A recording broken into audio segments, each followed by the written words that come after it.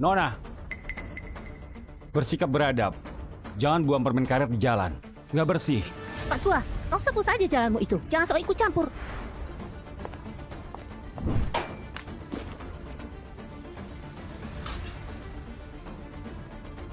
Hei, lihatlah.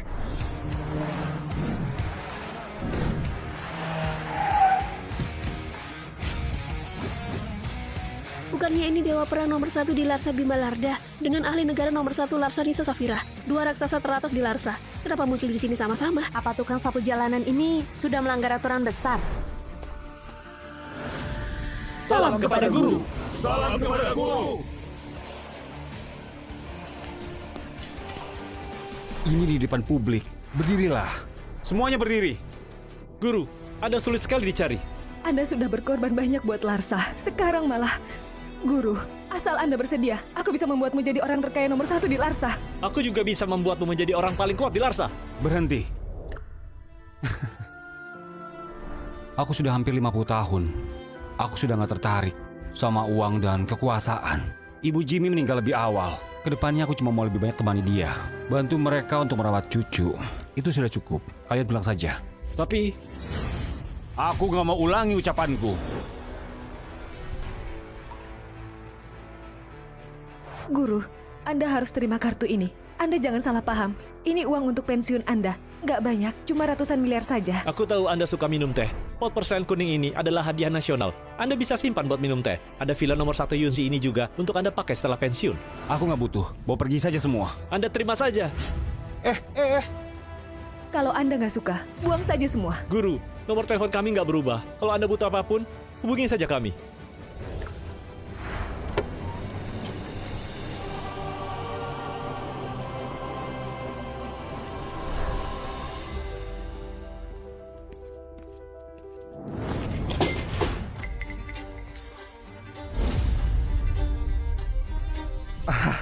Besan sudah datang. Koper ini... Jimmy, ayahmu sudah pulang. Ayah, Anda sudah pulang. Jimmy, kau bilang saja sendiri. Ayah, bagaimana kalau Anda pindah keluar dulu sementara waktu? Apa katamu? Aku... Aduh ayah, sebentar lagi aku bakal melahirkan. Jadi aku minta ibuku datang buat jaga aku beberapa waktu. Mau repotin ayah buat pindah keluar dulu. Iya. Bukannya masih ada satu kamar di rumah ini? Meski Ibu Besan datang juga nggak masalah. Bagaimanapun, kau itu ayah mertua. Putriku biasa menyusui sangat nggak leluasa. Jadi, aku baru diskusi sama kau. Diskusi?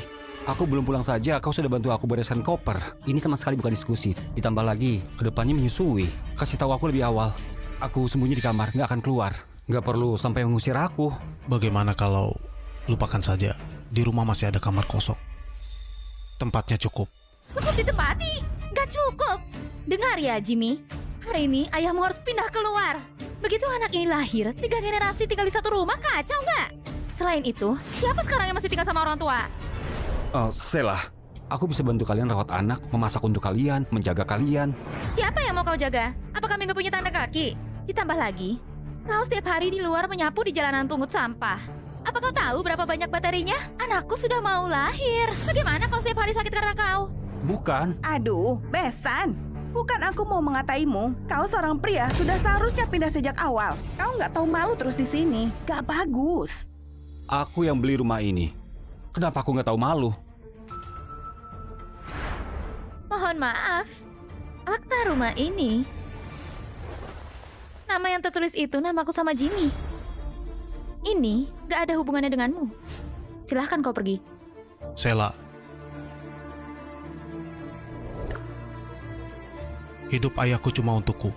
Jangan kasari dia. Aduh perutku. Ibu.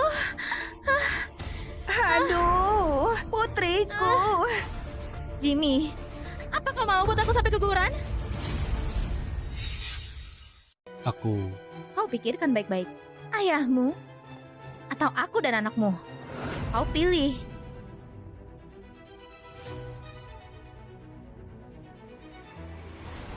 Nggak apa-apa. Nggak apa-apa. Aku yang pergi. Sheila, mana kartu kerjaku? Apa yang kau pikirkan? Kalau nanti anak ini lahir, butuh banyak uang.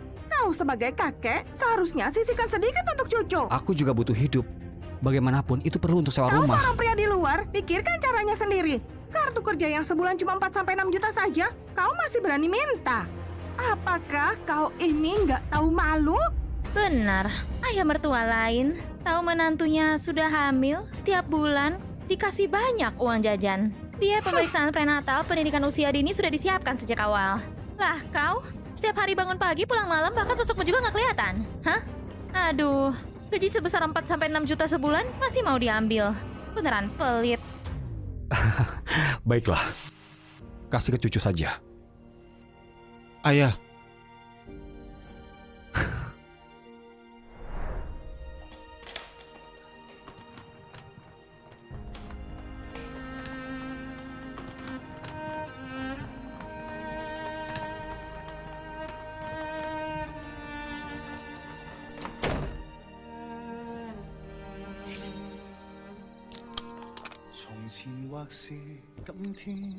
Separuh hidup lalu menyembunyikan nama, berperang demi negara. Setengahnya malah diusir oleh keluarga.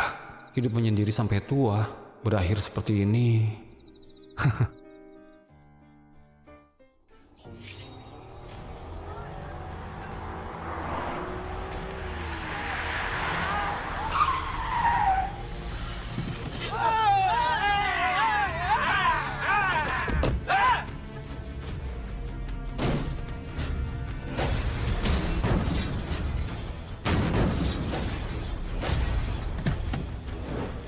Ayo, turun. Kau mau apa?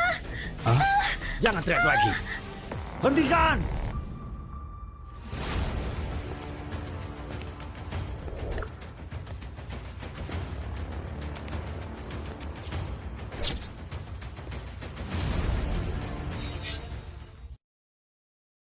Lepaskan dia. Paman, paman, tolong aku. Pak Tua, ini bukan urusanmu. Cepat pergi. Kalau enggak, aku nggak bakal sungkan denganmu. Aku akan pergi kalau kalian lepaskan dia. Cari mati.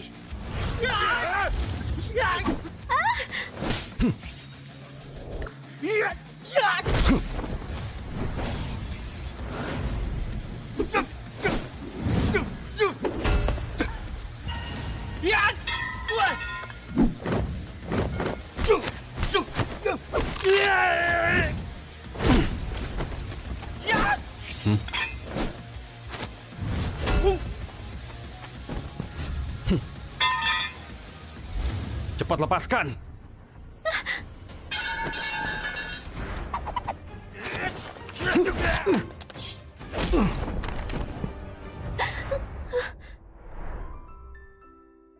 Nona, kau baik-baik saja?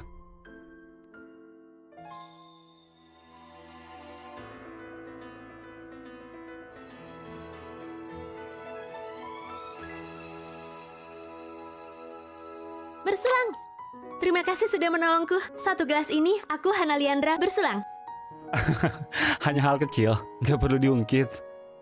Tapi, sudah selarut ini, Paman, buat apa kau sendirian bawa koper di luar? Jangan diejek ya. Aku disuruh sama menantu dan anakku dari rumah. Hah? Kurang ngajar. Anda begitu baik. Nggak bisa. Sekarang, aku akan berdebat dengan mereka. Sudahlah. Anak muda punya kehidupan sendiri. Aku nggak perlu ikut campur. Satu keluarga bersama adalah hal baik.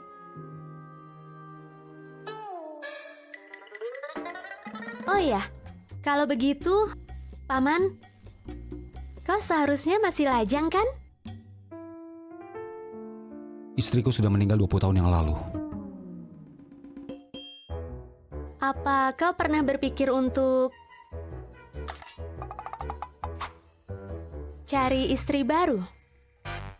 Hah?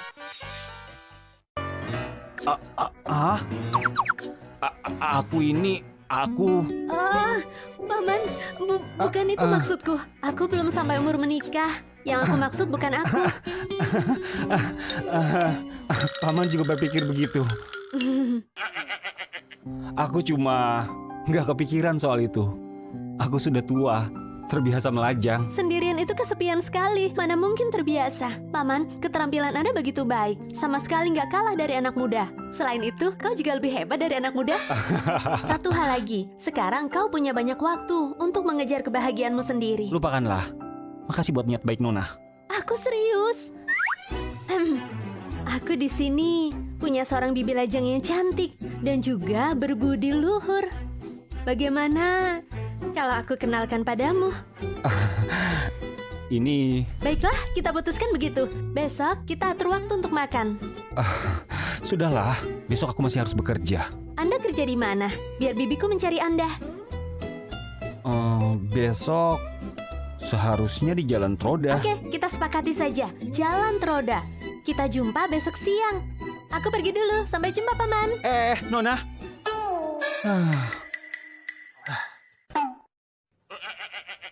Sepertinya cuma bisa menumpang beberapa hari di rumah Ardi.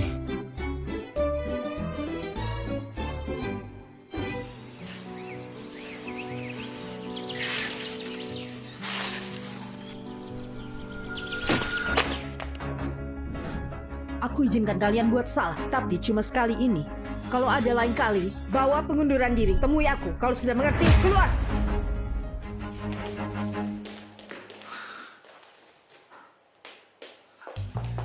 Aduh, Ibu. Kenapa kau masih di kantor?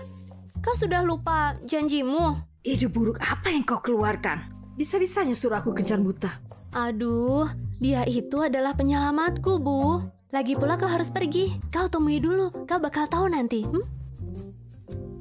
Melihat dia pernah menolongmu, aku harus berterima kasih padanya. Tapi soal kencan buta, itu pasti nggak mungkin. Oke. Ayo pergi. Aduh, ayo. Ayolah. Ibu, dia orangnya. Hana, aku seorang CEO grup Zion yang terhormat. Kau malah suruh aku kencan buta sama seorang petugas kebersihan. Aduh, dia baru 49 tahun, ibu 41 tahun. Dia cuma lebih tua 8 tahun, kenapa menjadi pria tua? Sudah hampir 50 tahun, bukankah pria tua? Tapi dia bisa kalahkan 4 anak muda dalam sekejap. Fisiknya pasti nggak masalah. Ibu tenang saja. Kalau kau asal bicara lagi, aku robek mulutmu itu. Patuh ya, tunggu aku di sini.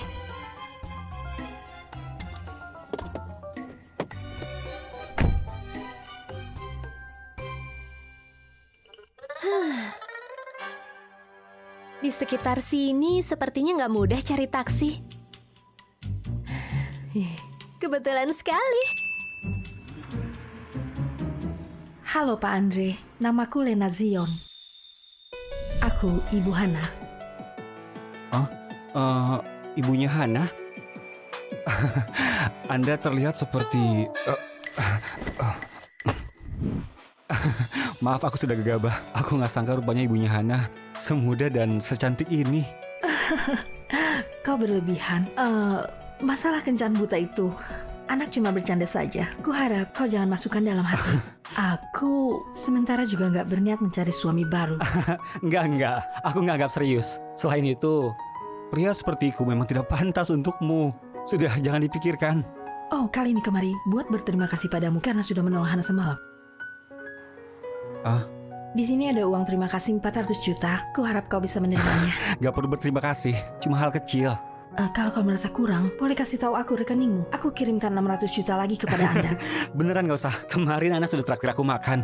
Dia sudah berterima kasih padaku. Ternyata nggak mau uang.